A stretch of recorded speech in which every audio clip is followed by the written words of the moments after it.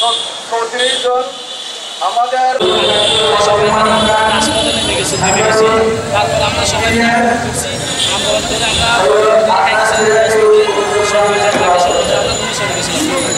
আন্দোলন করে আন্দোলন করছি যেটা হাসিনার কথা দেখছিলাম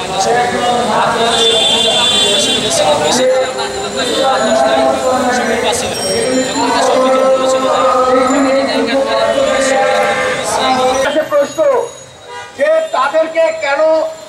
বাংলাদেশে এসে রাস্তায় দাঁড়াতে হবে? তাদেরকে যখন সৌদি আরব থেকে মুক্ত করা হয়েছে তারপরেই তো তাদের জন্য এই আমি কে তুমি কে প্রবাসী প্রবাসী আমি কে তুমি কে প্রবাসী প্রবাসী আমি আমাদের দাবি মানতে হবে আমাদের দাবি